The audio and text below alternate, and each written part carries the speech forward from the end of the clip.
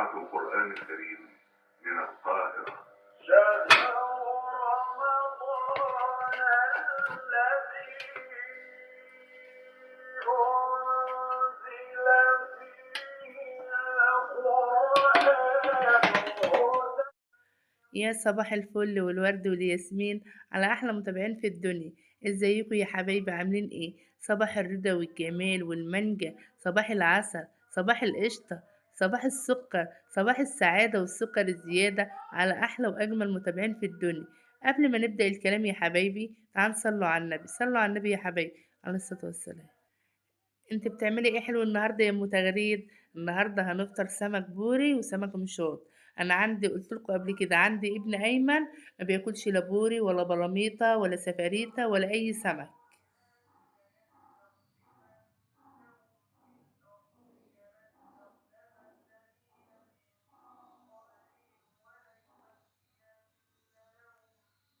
وبعد كده فرمت شفشق طماطم حلو، وجبت حله قطعت فيها 3 بصلات كبار، واحط شويه زيت. طبعا انا هعمل رز احمر في الفرن زي يوم ما الله يرحمها ما كانت بتعمله. في ناس بتعمله ني في ني، يعني الطماطم مع البطاطس مع الرز وكده، بس انا الوقت هسبك الطماطم. حطيت شوية زيت، اما البصلة تصفر هنزل بالطماطم واسيبها تاخد وتدي بشكل ودي، وهدى عليها براحتها.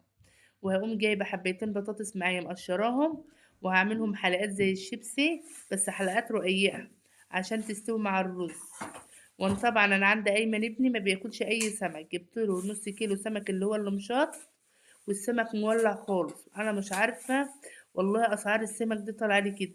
البوري ب130 ووصل 140، والمشاط جايباها ب80 جنيه. والوقت حطيت معلقه كزبره، معلقه كمون، ومعلقه ملح، وهدى عليها براحتها بقى تستوي براحتها. وبعد كده هشوف ايه، هقشر البطاطس. والوقت كنت مجهزه الدقه بتاعه النص كيلو سمك المشوار عشان البوري ما بملحه. مجهزه الليمون معايا، وبجيب شويه ملح وشويه كمون ومعلقه شطه صغيره، وبقلبها وبملحه بيبقى جميل. والوقت بقشر معاكم البطاطس. بألف هنا يا رب الكل اللي كان منه. والله ما قادرة أقول لكم على حلاوة الرز ما شاء الله. الوقت نزلت معاكم أهو بالصلصة، بوريكم الطريقة واحدة واحدة. وبعد كده أكون غاسلة الرز معايا والوقت نزلت بالرز في قلب الطماطم وهقلبه حلو. وبعد كده هنزل بالبطاطس، وهنزل بكوباية مية أو كوبايتين مية، وهقلبه حلو وهطلع أحطه في الفرن. وكان عندي عود شبت على كزبرة قطعته حتت صغيرة. ما شاء الله والله العظيم الرز دي كان في حتة تانية. والوقت بقلبه حلو اهو، وهنزل بالبطاطس. وبعد كده هنزل بكوبايتين مية. دايما على طول قلنا نصلي على النبي ونذكر الله، صلوا على النبي يا حبايبي عليه الصلاة والسلام. اديني الطريقة معاكم واحدة واحدة. ونزلت بشوية مية، واحتاجت شوية مية تانيين قمت حطاه. كنت حاطه شوية زيت ما شاء الله. وطلعت ولعت الفرن وسخنته، وقمت حاطة الرز. وبعد كده شويت السمك عشان يبقى ساخن. والوقت بجهز معاكم الرز وبقلبه حلو عشان في قلبه بطاطس وخضرة. وما شاء الله كان جميل بألف هنا يا رب الكل اللي كل منه. والوقت رشيت على وشه شوية زيت، وهكون مسخنة الفرن وهطلع احطه في الفرن عشان بعد كده اجهز حاجة السلطة. كانت أكلة جميلة. إلا البوري بقى ما شاء الله، البوري كان جميل ومولع في قلب الفرن. الوقت بقى هجهز معايا السلطة ايه، هغسل شوية طماطم ايه 4 5 حبات كده، ومعايا جزر ومعايا خيار ومعايا عود شبت. والوقت قعدت ايه بعمل معاكم السلطة. شايفين؟ قلنا يا حبايبي قبل ما نبدأ الكلام نصلي على النبي، صلوا على النبي يا حبايبي عليه الصلاة والسلام. متابعين يا حبايب قلبي، كل سنة وانتم طيبين. ربنا يا رب يجعلها سنة سعيدة عليكم يا رب. كل 100 سنة وانتم طيبين. اخباركم ايه؟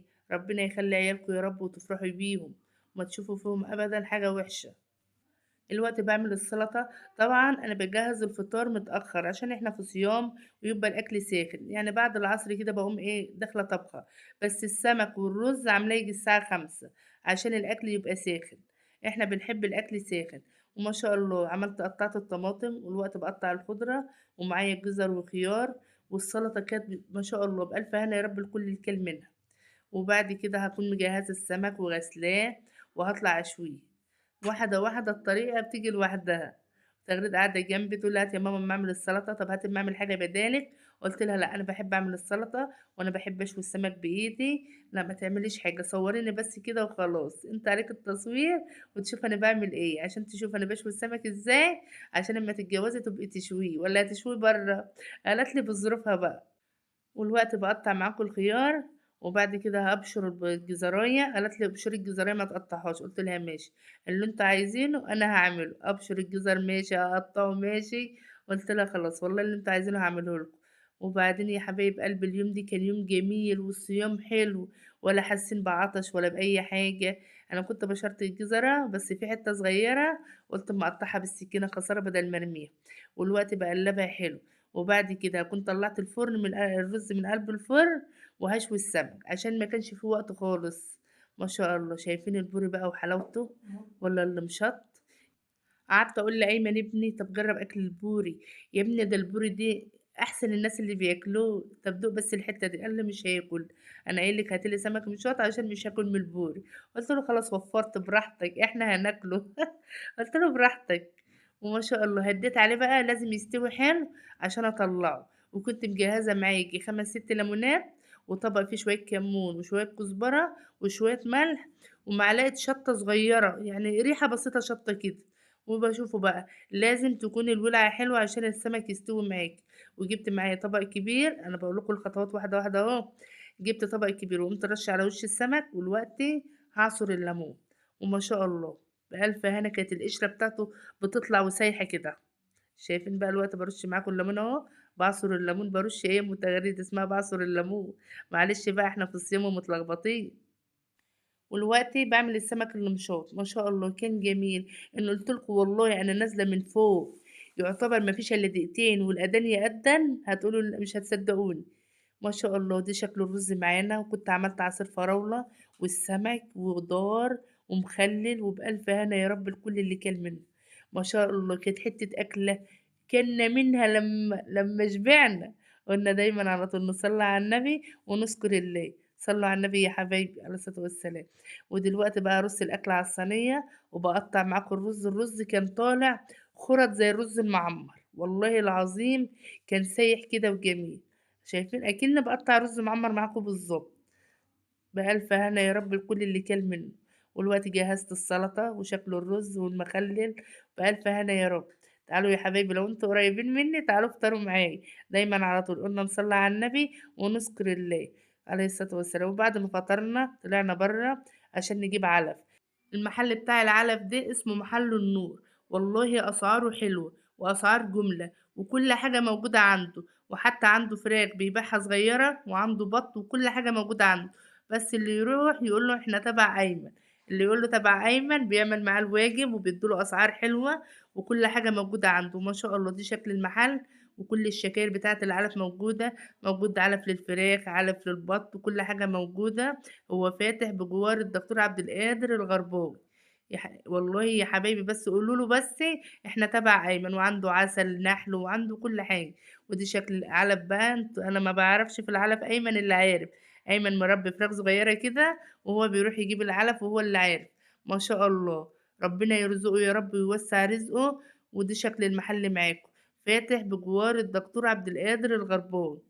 وعندهم فراخ اللي هي بتاعة التربية الصغيرة، فراخ بلدي وبط وفراخ بيضة. قول له بس احنا تبع ايمن وهو هيعمل الواجب والله وزيادة. وبعد كده روحت عشان اجهز السحور. عملت سحور ايه حلو يا متغريد. عملت فول وطعمية، جبنة طعمية سخنة وبيض ولانشون ومربى وما شاء الله حاجة خفيفة.